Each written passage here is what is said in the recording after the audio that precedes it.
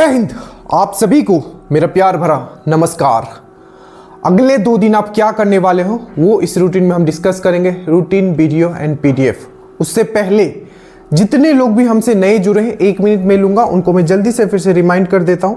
जैसे ही आप जुड़िएगा, जुड़ने के लिए प्रॉपर लिंक आपको नीचे दिया गया है कमेंट में, ठीक है। आप उस पर क्लिक कीजिएगा, आप जुड़ जाइएगा, ठीक है। नंबर भी हम दे देंगे क्योंकि बहुत लोग बोल रहे थे लिंक से नहीं जुड़ पा रहे। जैसे ही जुड़िएगा 2 आपको ग्रुप का लिंक दिया जाएगा। एक है आपका दरोगा 2025 श्योर सिलेक्शन ग्रुप, जिसमें आप 22 सितंबर से आप रूटीन स्टार्ट करोगे। ऊपर पिन किया हुआ है, जैसे उस पर दबाओगे आप रूटीन नंबर 1 पे पहुंच जाओगे। रूटीन है, वीडियो है, पीडीएफ है, ठीक है।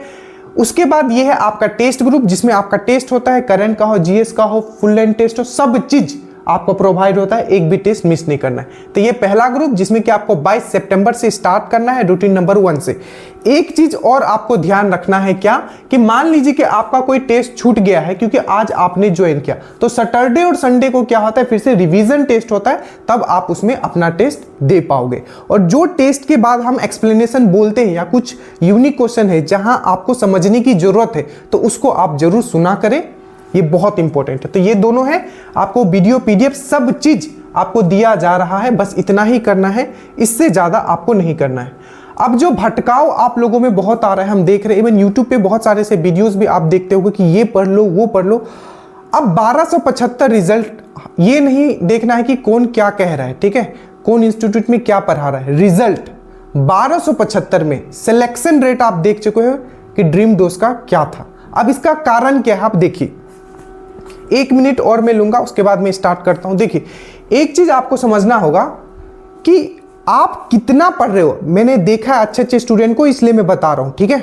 और कोई टीचर नहीं है, ठीक है, बिहार में, पूरे बिहार में, कि एग्जाम देके आता है और आपके साथ स्कोर कार्ड भी शेयर करता है। अभी मैंने आपके साथ स्कोर कार्ड शेयर किया है, आपका जो बीपीएससी दरोगा जो करवाती है, स्टेनो एएसआई का, ठीक है। और जैसे एफआरओ का आएगा, हम उसका भी शेयर करेंगे।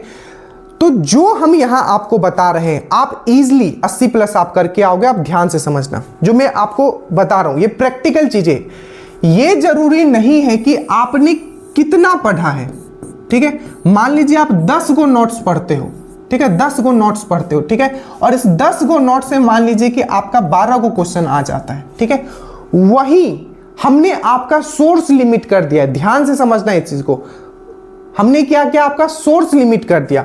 मान लीजिए हमने आपको 10 पेज ही दिया, ठीक है, 10 पेज ही दिया, और इस 10 पेज से आपका 8 क्वेश्चंस आ गया। तो ये ज्यादा इंपॉर्टेंट है कंपेयर टू आपका ये। आप बोलोगे सर ऐसा क्यों, क्योंकि जो आप 10 नोट्स पढ़े हो वो आपको याद नहीं रहेगा। आप लास्ट टाइम अगर एक सच में एक डेडिकेटेड स्टूडेंट हो, आपको ये पता होगा, अगर आपने सच में एक भी एग्जाम, ठीक है, सच में डेडिकेशन के साथ दिया है, तो जब एग्जाम का 1 मंथ पहले या 15 या 20 दिन पहले वो जो प्रेशर होता है कि पूरा सिलेबस रिवाइज कैसे होगा, तब आपको समझ में आएगा कि इस चीज का मतलब क्या है। अब बोलोगे सर यहां से 8 क्वेश्चंस आ रहे हैं, यहां से 12 क्वेश्चंस आ रहे हैं, इसको हम कैसे गैप पूरा करें। हमेशा याद रखना, जो भी चीज यहां बोलता हूं वो लॉजिकल चीजें होती है, ऐसा नहीं कि बाहर से ही बैठ के ऐसे बोल रहे। अब ध्यान देना, क्योंकि भटकोगे, ठीक है, फिर भटकोगे, फिर फंसोगे 10 गो नोट्स पर। अब ये जो डिफरेंस है ये कैसे कवर होगा, ये कवर होगा आपका क्वेश्चंस प्रैक्टिस से। हमने क्या कहा है, टॉपिक अगर मैं आपको पढ़ा देता हूं, क्वेश्चंस भी अगर मैं करवा देता हूं, उसके बाद जितने क्वेश्चंस आप प्रैक्टिस कर सकते हो कीजिए। उसके लिए हमने आपको बुक बताया, घटना चक्र भी हमने आपको बताया। घटना चक्र का हम हिस्ट्री का पूरा एक्सप्लेनेशन करवा रहे हैं, साइंस का पूरा पीवाईक्यू करवा रहे हैं, ठीक है। अब पॉलिटी का भी स्टार्ट करते। तो ये जो गैप है आपका, ये 8 क्वेश्चन और ये 12 क्वेश्चन का जो गैप है, ठीक है, ये जो 4 क्वेश्चंस आ रहा है, ये आपका क्वेश्चंस प्रैक्टिस से होगा। और जब क्वेश्चंस प्रैक्टिस करोगे तो ये तो जो टॉपिक है वो तो आपका क्लियर होगा ही, आपका एक्यूरेसी भी बढ़ता हुआ जाएगा। तो हमेशा याद रखिए एक चीज जो मैं फिर से आपके सामने रखने वाला, ये इंपॉर्टेंट नहीं है कि आप कितना पढ़ते हो, ये ज्यादा इंपॉर्टेंट होता है कि आपने जो पढ़ा है उससे कितने क्वेश्चंस आते हैं। क्योंकि अंत में जब एग्जाम सामने होगा तब आप रिवीजन करना पड़ता है, चीजों को आपको देखना पड़ता है। अगर आप, खैर आप तो अगर न्यू स्टूडेंट हो तो आपको समझ में हो सकता है ये चीज नहीं आए। जो मेरिट से आउट हुआ है, ठीक है, या कुछ नंबर से, ठीक है, मेन से बाहर रह गया, उनसे एक बार जाके पूछेगा, वो एक चीज बताएंगे कि मेरा इजी एंड मॉडरेट क्वेश्चन जो था वो गलत हो गया, स्पेशली वो बोलेंगे मेरा इजी क्वेश्चन गलत हो गया। अब क्यों ऐसा क्यों? जो आपका मान लीजिए कि 80 प्लस ही है, मेरिट से भी बाहर हुआ तो मान लीजिए 80 प्लस ही था उसका स्कोर, ठीक है, या डेट के कारण 0.2 से छट गया, क्यों? क्योंकि उसका इजी। अब मान लीजिए जो खुद कभी एग्जाम नहीं निकाला उससे जाके पूछेगा तो क्या बोलेगा, नहीं ये भी पढ़ लो, ये पीडीएफ भी पढ़ लो, ठीक है, ये बुक भी पढ़ लो, ठीक है, ये इसका नोट्स भी पढ़ लो, ठीक है, ये वाला बुक भी पढ़ लो और ये एनसीईआरटी भी पढ़ लो। कुछ नहीं होगा, अंत में हाथ में कुछ नहीं बचेगा। तो मैं फिर से आपको रिमाइंड करता हूं, ये जो आखिरी समय है भटकिएगा नहीं। अगर आप मेरे स्टूडेंट हो, बस आप ब्लाइंडली जो हम बता रहे हैं उसको फॉलो कीजिए। एक और मैं आपको चीज आपको समझाता हूं, देखिए आपका जो पीटी का जो आपका कटअप रहेगा, मैं फिर से बोलता हूं, लोग पढ़ा सकते हैं, हमने इस चीज को जिया है, ठीक है। देखिए जो भी पीटी का कटअप होगा वो ये मेल का बात कर रहा हूं, 70 क्वेश्चन से नीचे रहेगा, ठीक है। इवन पेपर इजी आ जाए, ठीक है, तभी भी रहेगा 70 क्वेश्चन से नीचे रहेगा। और जो टफ रहेगा तो आप 65 प्लस मानो, 65 प्लस ये आपका रहेगा। और ये आप ये जो स्कोर है, ठीक है, ये आप इजीली स्कोर कर सकते हो जितना आपको पढ़ाया जा रहा है। ये जो पढ़ाया जा रहा है इसको मल्टीपल टाइम आपको रिवीजन करना है, ठीक है, जो हम आपको दे रहे हैं उसके साथ टेस्ट लगाना है। और जब मेंस का जो बारी आएगा उस समय मैथ्स रीजनिंग इस तरीके से आपको करवाया जाएगा साथ में जीएस को लेके कि आप अमंग द टॉपर होगे।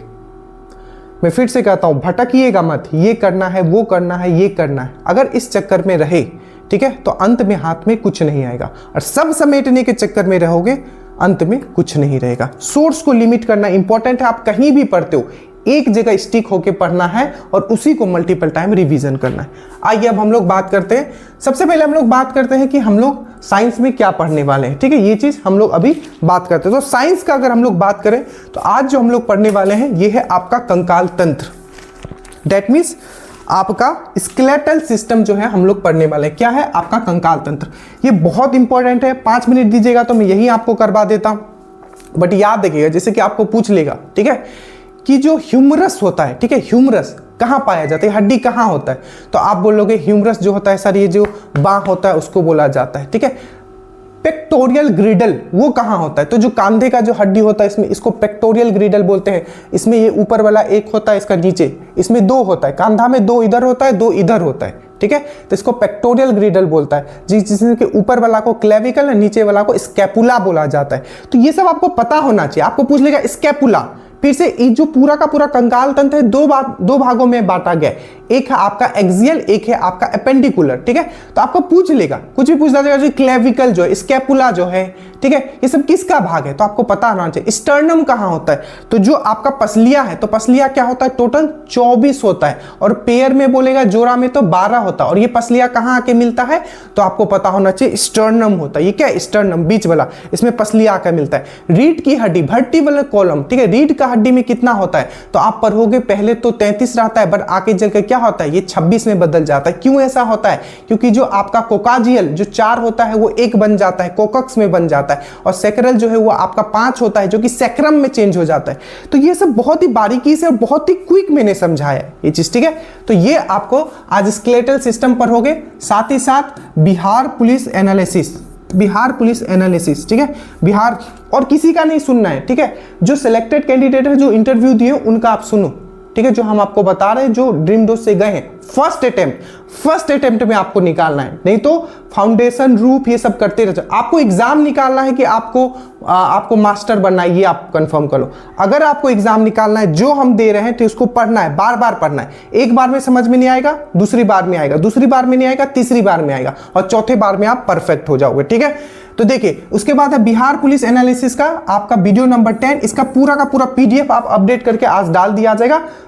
पूरा 400 प्लस क्वेश्चन जो हम लोग इसमें एक्सप्लेन कर रहे हैं। बिहार पुलिस एनालिसिस करोगे, उसके बाद स्पीडी एनालिसिस आपका 10, और जो आपका स्टेटस में जो क्वेश्चंस डलता है, याद रखिएगा, वो महत्वपूर्ण नहीं, बहुत ही महत्वपूर्ण है, ठीक है, याद रखिएगा। ये हो गया आपका साइंस का। तो साइंस का टोटल 3 वीडियो रहेगा आपका। उसके बाद हम आते हैं स्टैटिक जीके। अब बोलते हैं सर हमको स्टैटिक जीके याद ही नहीं होता है। अरे कैसे याद नहीं होगा, हम हैं तो हर चीज याद होगा। स्टैटिक जीके, खेल और मैदान आप पढ़ोगे। खेल और मैदान कैसा होता है? खेल और मैदान, नंबर ऑफ खिलाड़ी, ठीक है। जैसे खेल और मैदान, अगर आपको मैं बोलूं कि बेसबॉल, बेसबॉल किसका राष्ट्रीय खेल है? अमेरिका का, ठीक है। तो जो बेसबॉल है, ठीक है, जहां खेला जाता है उसको क्या बोलते हैं? कैसे याद करो? तो मैंने बताया था ना, बेस अगर आपका स्ट्रांग है तो आप क्या डायमंड की तरह चमकोगे। तो बेसबॉल जहां खेला जाता है उसको हम लोग डायमंड बोलते हैं। एकदम बहुत ही सुंदरता से आपको पढ़ाया गया है, ठीक है। उसी तरह से नंबर ऑफ खिलाड़ी, जैसे वॉलीबॉल होता है, वॉलीबॉल खेलते होगे आप लोग, तो वॉलीबॉल, आप मुझे ये बताना कि वॉलीबॉल जो है किस देश का राष्ट्रीय खेल है। अब वॉलीबॉल में कितने खिलाड़ी होते हैं? इस टाइप के क्वेश्चन पूछे जाते हैं तो क्या होता है? अरे बोला बोली हो गया, बोला बोली मतलब छिछी हो गया दोनों में, अरे बोला बोली हो गया, छिछी हो गया। तो 6 प्लेयर होते हैं आपके वॉलीबॉल में। पोलो में कितने होते हैं? तो 4 होते हैं। तो इस टाइप के 2, एक ये मैंने याद करवाया ट्रिक से, और दूसरा जो है मैंने आपको, ठीक है, खेल और मैदान मैंने आपको ट्रिक से याद करवाया, ठीक है। अब हिस्ट्री में अगर हम लोग आए तो बहुत इंपॉर्टेंट टॉपिक है, आप कंफर्म मानो यहां से क्वेश्चंस रहेगा ही रहेगा। गांधी युग 9 जनवरी 1915, ठीक है, इनका आगमन होता है, ठीक है। और क्वेश्चन पूछ लिया था जब ये भारत आते हैं तो किस तरीके की वेशभूषा धारण करते हैं, एक्साइज का क्वेश्चन है। तो कठियावाड़ी किसान का वेशभूषा और कपड़ा धारण करते हैं, ये चीज याद रखिए, क्वेश्चन पूछा गया था। तो आज गांधी जी पे आप बेसिकली फोकस रखोगे। आप याद रखिएगा, गांधी जी को घटना चक्र का और एनसीईआरटी का मैंने पीडीएफ अलग कर दिया है। जो टॉपिक इंपॉर्टेंट है उसको मैंने डिटेल में पढ़ाया, ये चीज ध्यान रखिएगा, ठीक है। जिसका जहां जितना जरूरत है। अब ये नहीं कि अपने आप को प्रूफ करने के लिए हम बहुत आपको पढ़ा दे, ठीक है। चलिए, गांधी पीरियड, ठीक है, गांधी पीरियड, इसमें सब चीज आप देखोगे, ठीक है। चंपारण उनका पहला एक सक्सेस सत्याग्रह रहा है, ठीक है। तो चंपारण आपका सबसे पहले वहां से स्टार्ट करके 1942 तक आपका क्विट इंडिया मूवमेंट, वहां तक आपको पढ़ना है, ठीक है। इसमें इसे बहुत इंपॉर्टेंट है। क्विट इंडिया मूवमेंट से हमेशा क्वेश्चन पूछा जाता है, इस बार भी आपका पूछा जाएगा। आपका पूछ लिया था, ठीक है, कि 14 जुलाई का जो कांग्रेस कमेटी का जो आपका ये हुआ था, ठीक है, वो कहाँ हुआ था? तो वो वर्धा में हुआ था। पूछ लिया था एक बार क्विट इंडिया मूवमेंट से, आपका क्या पूछ लिया था कि जो उसका जो प्रस्ताव था किसने लाया था? तो JL नेहरू ने लाया था। क्विट इंडिया मूवमेंट से आपको पूछ लिया जाएगा कि राजेंद्र प्रसाद को कौन से जेल में रखा गया था? तो बांकीपुर जेल में रखा गया था। बहुत सारे क्वेश्चन यहाँ फॉर्म होते हैं और गांधी जी के हर एक जो ये रहे थे, जैसे कि आपका चंपारण हो गया, ठीक है, उसके बाद असहयोग आंदोलन हो गया, नमक सत्याग्रह उन्होंने चलाया, उसके बाद क्विट इंडिया। तो ये सीक्वेंस आपको बहुत अच्छे से पढ़ के रखना है। उसके बाद हम लोग आते हैं ज्योग्राफी में। सबका पीडीएफ बहुत सुंदरता से आपको दिया गया। ज्योग्राफी में ये कंफर्म है, यहाँ से हर साल क्वेश्चन पूछा जाता है। किसी भी आप बीपी एसएससी जो ये करते हैं, उद्योग बहुत ही सुंदरता से पढ़िएगा, बहुत ही सुंदरता से पढ़िएगा।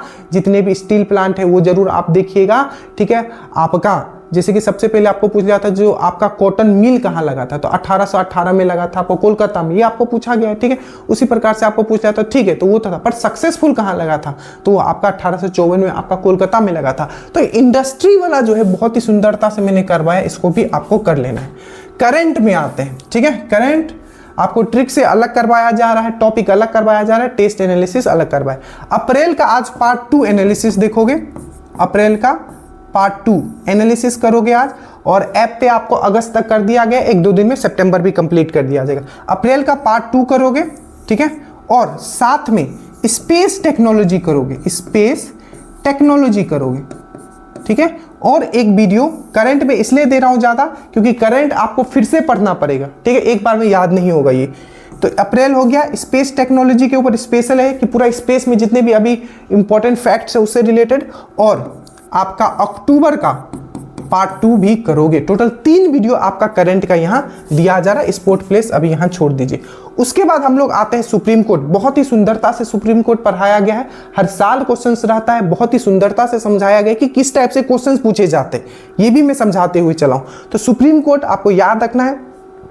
और मैथ का वीडियो नंबर 3, मैथ इसलिए करवाया जा रहा है कि 10 क्वेश्चन आते हैं तो 10 में 10 स्कोर करके आना है, अगर 6 क्वेश्चन आते हैं तो 6 में 6 करके आना है। पीटी आपका ऐसे भी कंफर्म रहेगा। और यही जो बेस आपका मैथ्स का तैयार हुआ है, ये अगले बार जो आप मेंस लिखोगे उसमें आपका मेरिट कंफर्म करेगा। तो मैथ का ये तीसरा वीडियो आएगा। तो ये पूरा का पूरा आज और कल का है।